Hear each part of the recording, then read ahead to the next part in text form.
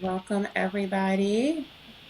I'm getting all the streaming up and going, just flipping through, waiting for it to connect. Here we go.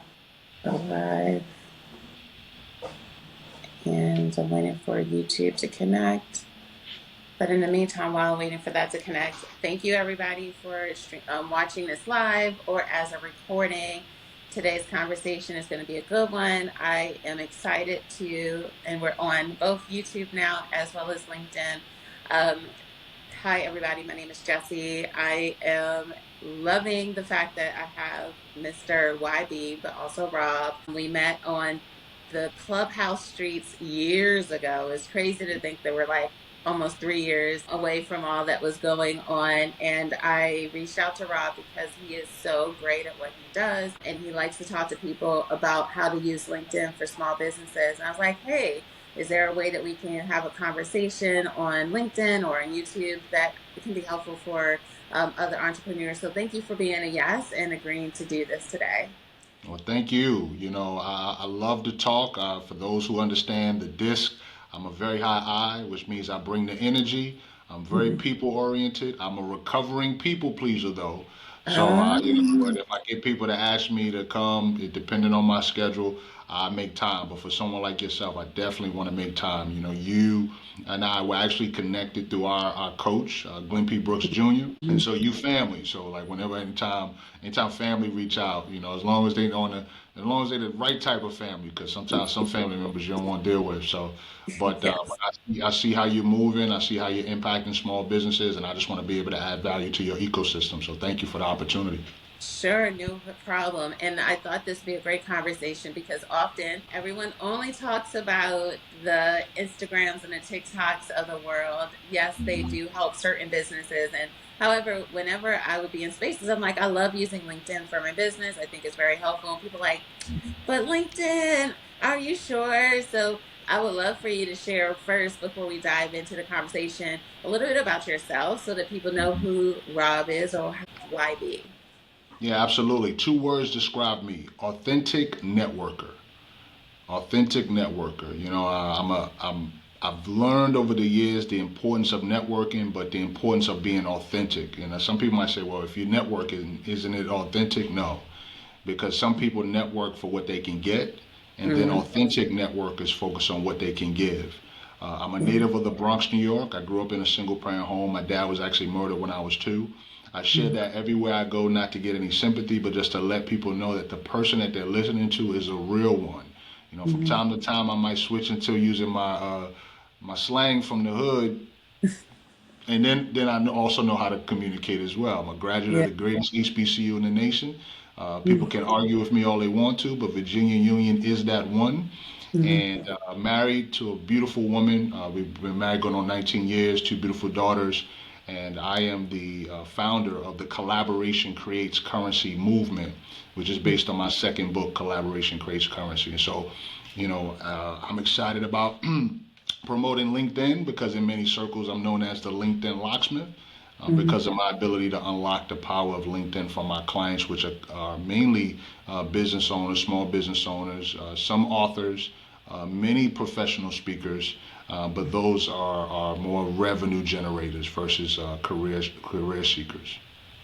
Awesome. And I like the fact that you're very authentic about who you are. I would love to know, like, considering you get to show up however you choose to show up, what made you choose LinkedIn? I mean, I know you do have some other platforms, but you put most of your effort and attention into LinkedIn. So, what made you choose to use LinkedIn? Yeah, LinkedIn actually reminded me recently that I've been on the platform for 17 years. So I joined LinkedIn in 2007. I was working for a nonprofit organization in Richmond, Virginia, where I'm currently located, and I began to use it as a CRM. Every time I went out into the community to network on behalf of this organization, I would meet people, get business cards, and I began to use LinkedIn. I discovered LinkedIn. Somebody shared it with me or may have invited me to their network. And what I realized was that, we collect a bunch of business cards, but how well do we follow up? And at that time, I didn't really have a structured CRM. And Mm-hmm. so every time I met someone in the community, I would invite them into my LinkedIn network. And so over the years, I would build with that because I was in a fundraising capacity, as well as in recruiting individuals to be a part of a volunteer speakers bureau to go into the schools that I was working with. And so LinkedIn was the best place for me to be because of the professional nature of the community. In 2012, I was laid off from a different nonprofit organization, and that's what prompted me to launch my first official business, my first traditional business, which is called YB Connects. And as a result of being active and consistent on the platform, I began to attract job seekers who wanted to learn how to use LinkedIn as a tool for attracting their next career opportunity. And that was something that just came to me. The relationships that I had built, people saw that I was active on the platform, so they felt comfortable approaching me and asking me if I could help them. In 2016, I transitioned from working with job seekers and began to work primarily with revenue generators because of the influence of being a part of Eric Thomas's community, Breathe University. And I leveled up in a major way because I started to attract professional speakers, authors who wanted to learn how to use LinkedIn. I became the LinkedIn locksmith in that community. Shout out to David Shands. And then from there, just begin to continue to build that brand. And so that's why I spend a tremendous amount of time. Probably going to be a lot more time now because of where we're striving to go with this collaboration creates currency movement and this initiative that I call authentic networking. And so that's why I play on LinkedIn, because it's simple to use. The culture of the platform is already set. There's not a lot of nonsense that people are putting on the platform. And it helps people to make professional connections that lead to greater revenue or stronger relationships that lead to mutual benefit. And I like that you shared the transition from job seekers, because I feel like that sometimes can be the stereotype that LinkedIn is only where you worry about your job. And I've Hmm. even noticed that there's been a shift on LinkedIn even since the pandemic, because I think people really felt that it was only for job and no one was really showing their personality. However, I've started to see more of this shift of like people showing their personality, creating their own personal brand. Even though they have a corporate job, they're still Hmm. sharing and showing up with their own professional brand. Do you think that people still have this? I mean, over the last 4 years, I've noticed that it become this change. Do you find that that can sometimes be a barrier with people actually getting on the platform? Is that they associate it only to employment and things of that nature? Yeah, that's the biggest barrier. I have a framework that I promote called the 3M framework, and it focuses on mindset, methodology, and mentorship. And so the mindset that I promote is seeing LinkedIn as a public relations tool. So whether you work for an organization or you own your own business, you still have to think about how do you engage with the public. Now, there are some careers that you don't engage with the public, right? You come in, you do your work, you go home. But when you start to develop your personal brand is essentially a business. And so you have to begin to understand, how do I engage the public, whether it's the internal public of the organization you work in from a 9 to 5 perspective, or it's the external public of a person who owns a business that's responsible for promoting the value of that organization and building trust and building credibility in the marketplace. So yes, there's been a tremendous shift, and I think a lot of it is because of folks like yourself and myself who promote LinkedIn within our communities. We're using it, we're getting results. There are people that the number one thing that I hear from people when I'm starting to collaborate is that they're intimidated by LinkedIn. There's this intimidation factor. And then when I say, well, what makes you intimidated? They're like, oh, well, LinkedIn is for professionals. And so then I pause. And I say, okay, well, do you know what the opposite of a professional is? And they're like, no, what? I was like, it's a rookie.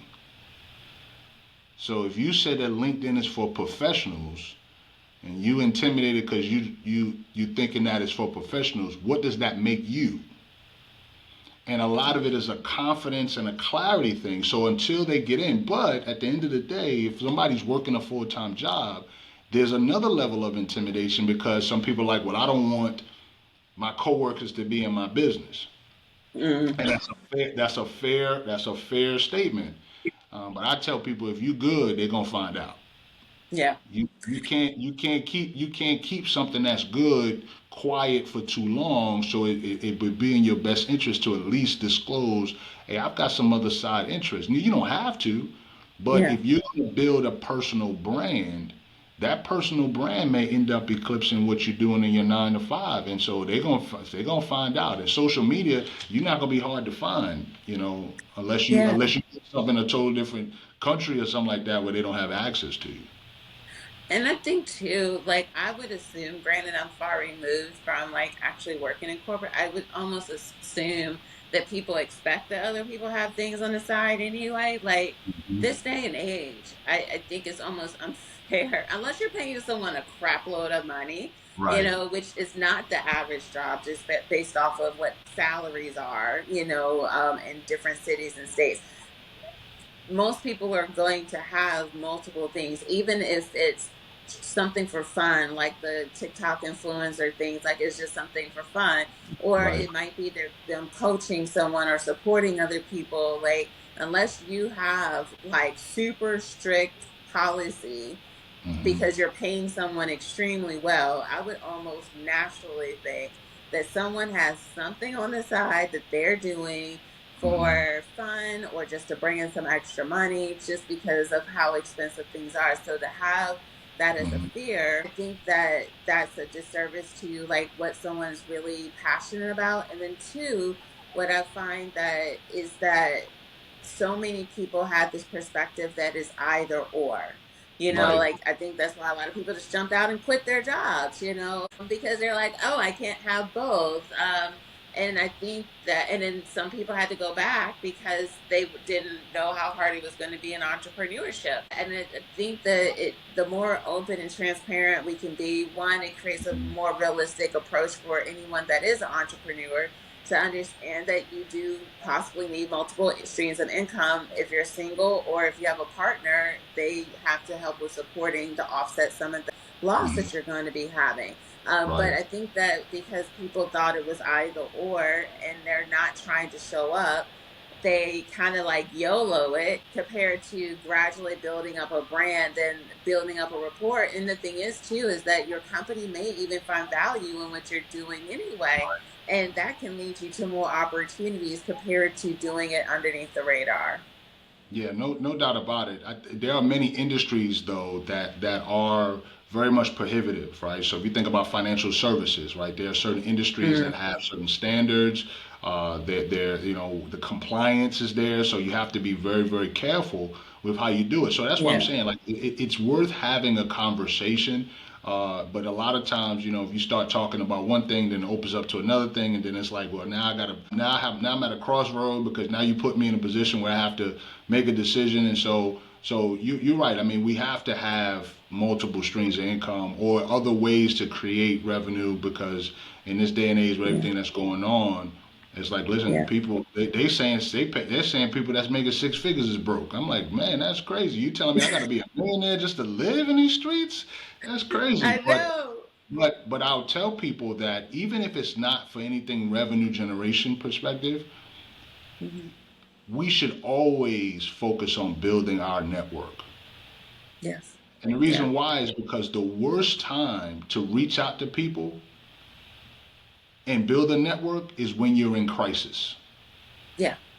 Is when you're in crisis. So we should be building connections and having conversations with people every single day, every single week to establish the relationship. You never know when you're going to need someone, right? Yeah. And so if you're the type of person who is like, oh, I don't need anybody. And then they tell you we no longer need your services at the job. Now you're struggling because you don't have anybody to reach out to. Yeah. You can, it's kind of like when people in their family die and they don't have life insurance, so now they like GoFundMe me. Now you Yeah. wouldn't need GoFundMe if you was building your savings or if you had an insurance policy that allow for you to say, yeah, Joe Blow died, we're going to tap into the insurance. So building a network is like having an insurance policy, Yeah. whether it's when you need to transition to your next career or, hey, you might need some guidance. Or maybe, like, for example, one of the things that my wife told me when we first got married was that she had her own personal board of advisors. Mm. which I thought was phenomenal. I'm like, so on a tool like on a platform like LinkedIn, imagine being able to connect with professionals from various backgrounds, various experiences, and having your own personal board of advisors Yeah. who can speak into your situation, whatever gaps you might have, they might be strong at. They might say, have you considered this? You know, Mm. you might want to think about this, or here is someone that I think can help you. Let me make the introduction. So even if you're not going to use the platform to generate revenue, even if you're not using it to build a business, you should be using the platform to build your personal board of advisors. These are people who can be sponsors for you, meaning they can help you get into certain rooms. They could be people who can speak highly of you when they're in the room and you're not in the room. So even as a professional in your corporate situation, using this as a way to grow your social network, your social capital, your and then begin to collaborate, because when you do need to make a transition, those people you've been building with, they're going to already know. And they're like, okay, sure, Jesse would love to help you in this space. YB would love to help you. Man, I see the work you're doing. I'm excited. What can I do to help you? And that's Yeah. because you built that know, like, and trust factor. Yeah, and that ties in perfectly to like the first question I have down is why should small business owners prioritize LinkedIn for their marketing efforts? Yeah, so there's three things that I think about or tell my clients that are business owners. Number one is visibility. If people don't know you exist, they can't pay you. Right? If you don't, they don't know you exist. So they're gonna go with the person that they see. And so LinkedIn allows you to increase your visibility so that you can get in front of the people that are looking for you, but that they don't know you exist. So that's the first reason why small businesses should definitely be on LinkedIn. The second one is credibility. You could be as visible as you want to, but if there's no trust there, if I go in your profile, I don't see any information that answers the questions that I need answered to make a decision on selecting you as a vendor, I'm not approaching you. Yeah. If you say you're good, but nobody else in your network is vouching for you, I'm not going to put my money in a place that may not bring me a return on my investment. I need to know who else have you helped. Don't practice on me. If you say you're an expert in this, but you don't have anybody that has spoke to the expert nature of your work, I'm not gambling on you. So LinkedIn allows for you to have that credibility. And then lastly, it's the profitability, right? The more visible you become, the more credible you become, you start to attract people who have a need for your product or service or want to build with you. Then you can convert those LinkedIn connections into clients. Right. Yeah. And so that's why you should be on LinkedIn. And the biggest thing is that you actually, it's possible for you to be found easier on LinkedIn than if you just have a website. So if I just have a website and no one knows I exist, they're not checking for me. But if I'm on LinkedIn and I'm providing valuable content, and that content then catches the attention of the person who may want to work with me, but because you liked it, the person in your network sees me, and now they start connecting with me, and then they can click on my link to my website to learn more. One of the Yeah. strategies that I've started doing, and you've seen this already firsthand, is when I'm communicating with people in the inbox, I put my link at the bottom, Yeah. somewhat like a signature. So LinkedIn doesn't have it set up where you can drop a signature. So I'm like, listen, in emails we have signatures, so I'm going to do that in my inbox. Why? Because I want forever the impression of YB Connects to stay Yeah. in front of the people that I'm talking to. Why? You may not need me now, but in 2 months, when you go and you look at my website, you might see something saying, man, I didn't even know this existed. I'm so glad I clicked on the link, right? And so it's the visibility, it's the credibility, and then it's the profitability as to why business owners should be on LinkedIn. Yeah, and I love how you and when I saw the signature, I thought it was just something that was in it, but I love that idea. I will likely use that too. Go ahead and So, duplicate. Got it. Yep. but the thing is, I always tell people too about social media. Whoever you serve might not really be on Instagram. Like Mm-hmm. when they're on Instagram, they're looking at family photos, cats, and funny things. Yep. But for like their business and when they're really searching for people, that's not where they go. Like even Mhm. for my event planning company, when I'm looking for new partners and vendors, I don't go to Instagram to find them because most people don't use the right hashtags. They're not optimizing their pages anyway. So if I want to Mhm. waste time, I go onto social media. If I want to find someone intentionally, I know where to go to find that information.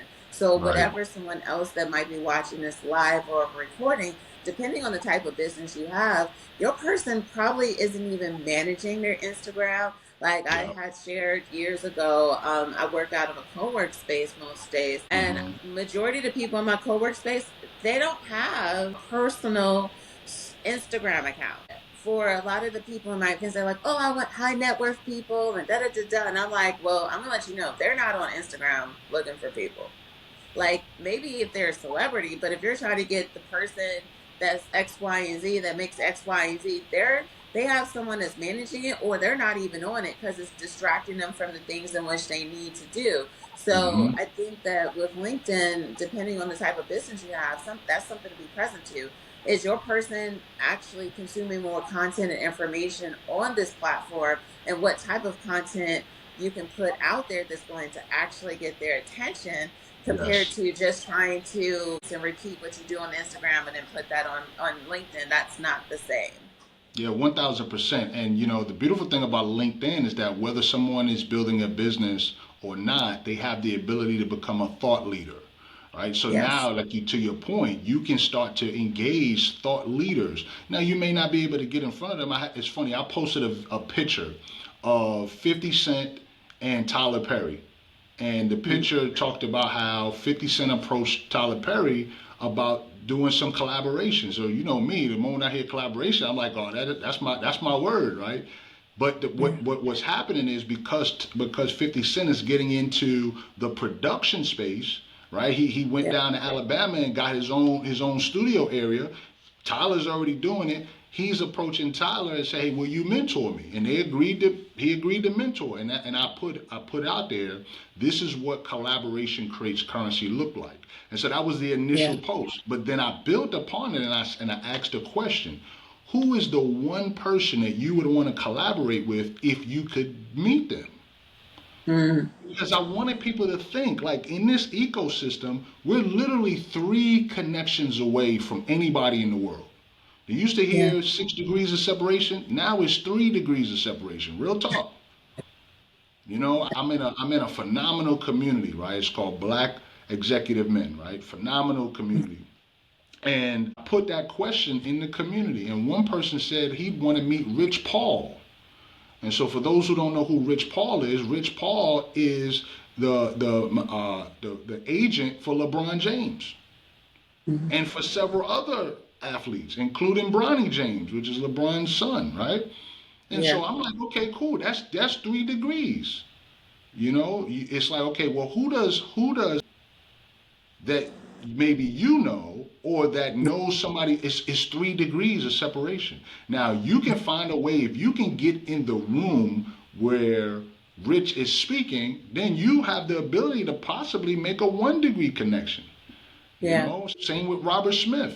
Robert Smith is one of my alpha brothers, right? Now, that Mm-hmm. don't mean that just because we're in the same fraternity that I have instant access, but because of the fraternity, I now have access to a database where I Okay. can now reach out to brothers and say, listen, I'm looking to get connected to Brother Smith.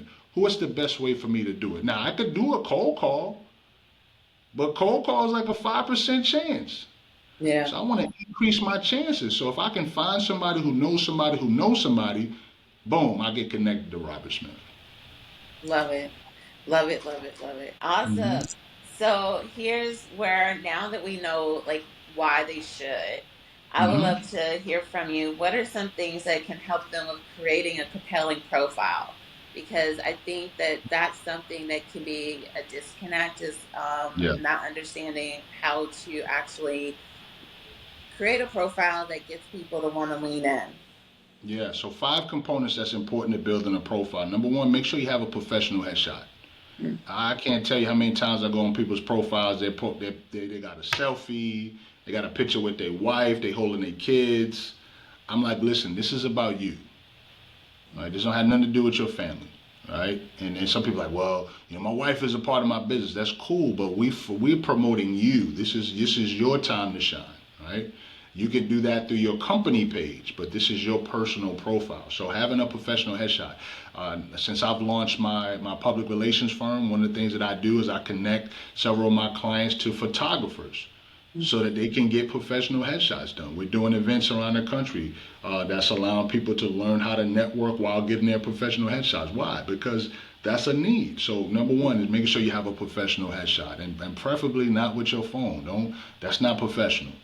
Go to see if you are low in terms of your budget. Go to Sears. They'll hook you up. Right? Go get you about 3-4 different deals, or if you want to level up, go find your photographer in your area, go get your professional headshots done. That's number one. Number two is making sure you have a banner that promotes the value that you bring to the marketplace. Right? A banner is like a billboard in your city. So like here, I'm in Richmond, Virginia. There's 2 major highways that run through Richmond. You got I-95, you got 64. Along each highway are billboards. And what's the purpose of a billboard? To promote a specific message. So if I come to your LinkedIn profile right now and I looked at your profile and I look at your banner, will it give me a visual of what you bring to the marketplace? If the answer is no, then you need to level up in that area, because a picture is worth 1,000 words. But what you want to do is you don't want to give words that the people are not even thinking about. Like, so if I look at a picture, it shouldn't be an abstract. If you look at it, you say, "Oh man, I see a shark and I see some whales." I'm like, that's not what's supposed to be shown in my picture. Well, you might need to fix that, because the marketplace is going to be confused, and confused people don't buy. Okay, so that's number two. Number three is your headline or your header, right? Making sure that your headline speaks to the value that you bring to the marketplace. You'll hear me say value so many times, it's not gonna be funny, because nobody cares about your title unless you're using LinkedIn to find a job. So if you're using LinkedIn to find a job, then you might want to put your title in there. Why? So that a recruiter, when they're looking for a specific title, they then are able to say, "Oh, okay, well, you are the COO of this organization. We're actually looking for a COO for our organization. So thank you for making it easy for us to find you." Okay? But if you're going to build a business, you should use the headline to promote the value that you bring to the marketplace. Why? Because there are people who are looking for solutions and not titles. There are people that are looking for results and not titles. Yeah, just because you're the president and CEO of your firm doesn't mean you're making money. Yeah. Right? So you want to promote that. So that's number three. Number four is your about section. And in your about section, I love your about section. I had a chance to look at your profile. Obviously, we've been connected, but before we came, I was looking at your profile. I like how you have it set up, right? Because what you're doing is you're breaking down the key areas that you want the marketplace to know about you. And if people truly read it, it allows for you to speak to them, right? Your LinkedIn profile speaks for you before they speak to you. And if they were smart, they'd read that, so that if they get on a call with you, it's not just about buy my product, buy my service, but it's like, "Oh, I understand that you're a fractional CEO and that you focus on operations. Oh, I love the fact that you're into, working with different events and things of that nature," right? So now you sitting there smiling like you're doing now. You're like, "Oh, wait a minute. Oh, you did your homework, huh? Okay, cool." And that lowers the level of skepticism that Yeah. many people have when they're dealing with new people. Right? So being strategic, if you want the marketplace to be warm to you, then you want to be warm to the marketplace. So making sure your about section has the information that allows for your profile to speak for you before people speak to you. And then lastly is your experience.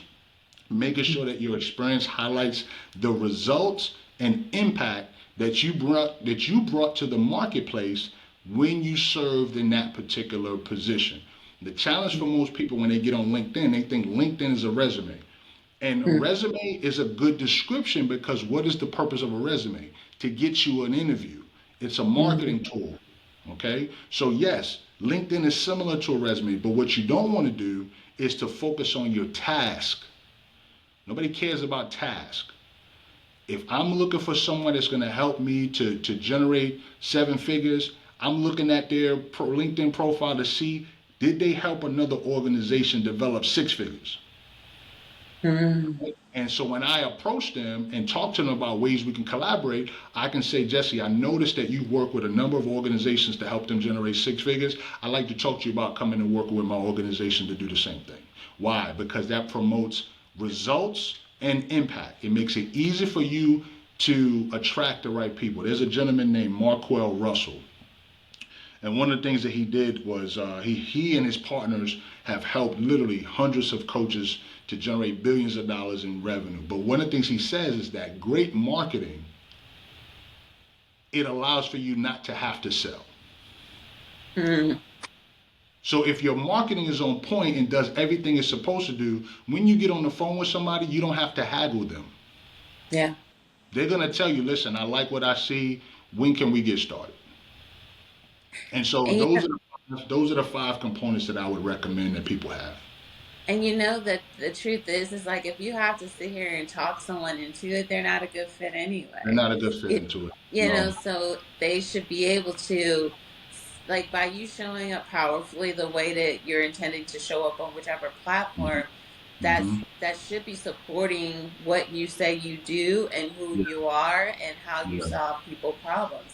Like Yep. if we have to get on a call and it's complete cohort, like if I feel like I have to sell you, I already can tell like this is either going to be a nightmare or I'm Mm-hmm. just not the right person, or it might just be something that's going on with that person personally to That's make right. that decision. So it's just their own skepticism, Yeah. regardless. But I think it's super important for us to know that about Mm-hmm. it. So I want to jump into what are some strategies that people can use with connecting to the right audience. So I have, Yeah. like, if I have all of my profile ready, Mm-hmm. now what should I be doing to make sure that I'm actually connecting with who I want to connect with? Yeah. So make sure that you have outreach strategy, right? Start with your warm connections. If you're on another platform like Instagram or Facebook and you notice that, you already have those connections, invite those people into your LinkedIn network, right? So if you and I were connected on Instagram, obviously we connected on Clubhouse first, right? So then from Clubhouse, we then say, hey, let's connect on LinkedIn. So connect with the warm connections first before you start making cold connections. And then what you want to do is start tapping into areas that are warm to you. So your alumni associations, your fraternity, your sorority, your professional associations, right? Start tapping into them. And then from there, begin to start doing cold outreaches. But even with that, you may not even have to do that because you can leverage your warm connections to make introductions on your behalf. So that would be a major strategy that I would recommend. Do you think that the groups on LinkedIn are also beneficial? Because I know that I've seen ebbs and flows of it where people are highly communicating and like they're actively using some groups, and then you find some groups that just are dead. Is that also a valid way to focus on getting connections? It can be if the group is active. If it's not active, it's a waste of time. Okay, Yeah, it's a awesome. waste of time. Yep, yep, yep. All right, I have one more question because we're getting close to the Mhm. 30 minutes and we've had a Yeah, lot of comments and stuff on YouTube. So I'm happy that's that awesome. this has been very impactful for people. Yeah, yeah. So the last question I wanted to ask is what are some best practices for converting LinkedIn connections into clients? What would you Yeah. recommend? So the best thing you can do is make sure you're posting your content consistently, so you're educating your ideal prospects. But do your best to convert the connection from an online conversation to an offline conversation. Invite them onto a call, a discovery call, so you can get to know them and build with them, and then put yourself in a position where you can ask the right questions that lead to the opportunities that they're looking for. That's what I would recommend. Awesome. Yeah. Fantastic. So for But anyone I've that gotta, would want, I've go gotta, ahead. I've gotta apologize. I've gotta make a beeline. Yeah. I, a bio. I gotta do a bio. I apologize. This is very embarrassing, but I gotta. Let me. Are you able to pause? Yeah. Yeah. I'll be right back. I Yeah. Go ahead. apologize. I apologize. Keep talking to the people. Alrighty. So, for anyone that does have any questions while he returns back, please feel free to comment below. If you are nervous about actively using LinkedIn, I would love to hear what gets in the way of you actively using it.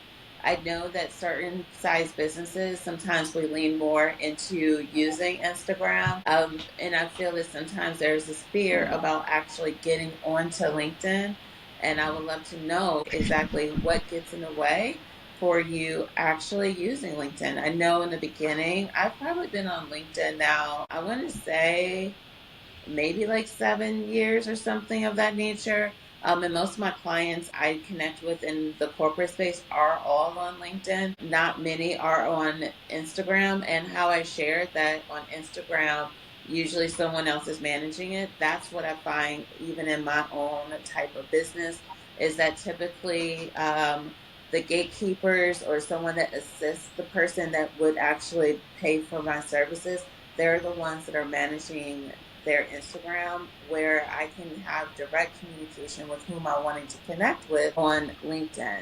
But I would love for you to comment and let me know, like, what gets in the way of you actually using LinkedIn.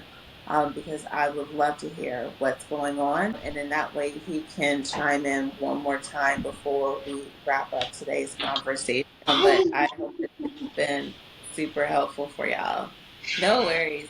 So it's life, no worries. Yeah. So for anyone who wants to connect with you, what would you recommend is the best way for them to connect with you to learn more? Yeah, absolutely. They can go to ybconnects.com. And on YB Connects, I actually offer a free masterclass that allows for them to understand the power of leveraging LinkedIn. So that's an opportunity for them to come to my ecosystem, ybconnects.com, learn more about me, take advantage of that free service. Obviously, LinkedIn, but what I would recommend is that you send a personalized note if you can. What I've discovered, even as a LinkedIn Live Group, I'm still learning more about the platform. And I realized that if you have a free LinkedIn account, you can only send 5 personalized messages or notes a month. I thought I it was a think you day. can do it. Oh my, No, it's a month. So, it's, for example, if I have a free service and if I have 10 people that I want to send a personalized note to with my invitation, right? And so it's with my invitation because I tell people, make sure you send a personalized note with every invitation you send out. And the reason mhm. why I was saying that was because when you have the pro account, right? You got the premium account, it's unlimited. So in my mind, I'm thinking, well, you should be doing that. Not thinking that not everybody has a premium account. Yeah. So if you have a free service, you can only send a personalized note with to 5 people. And then after that, you just send a connection request. Now I don't like the just the connection request because it makes you sound like you're begging. Right. Mm. So if I look at my email and I see someone has sent me a personalized, not personalized, but they send me a connection request, it's gonna come across and say, please add me to your network. Mm. That's like you knocking on somebody's door and say, please let me in. Well, what's the first thing I'm gonna say? Who are you and what do you want? So the reason why you want to send a personalized note because you can answer that question before that person has to think it. Hi, my name is Rob YB Youngblood. I'm a professional business networking coach, and the purpose for my outreach is, all right. And so now the person can read that, look at my profile, decide to let me in, and that's Yeah. a cold connection. If it's something of this nature, you might say, "Hi, my name is Rob YB Youngblood. I just heard you do the interview with Jesse, and the purpose for my outreach is to establish a professional relationship." So you want to do that as a preemptive strike to lower skepticism and Mhm. increase interest in people wanting to connect with you. So I would say number one, connect with me, ybconnects.com, or on LinkedIn directly, send me a personalized note. And if you're unable to send me a personalized note, just know that I'm going to send you a message to say, what prompted you to invite me? Please remind me that you heard me here on Jesse's platform. Awesome. Fantastic. Y'all, I hope that this has been super helpful for you. Definitely share it to some friends because I know everyone sometimes can feel like they're so loyal to Instagram, but there's other ways to connect with people and building up your community, your circle of influence is really, to me, the 2024 hack for the businesses that are going to thrive this year. We were all locked in the house for a couple of years, and now that people have to actively get out there and market their business and connect, it's getting a little tough for some individuals. So this is Hmm. why you want to get out there, talk to people, build up your circle of influence, share what you're up to and things of that nature. So I appreciate you again for having this conversation and being a guest. And I hope that you have the best year ever. And thank you so very much. My pleasure. You continue to keep up the great work, and I appreciate you greatly. Thank you. You're welcome.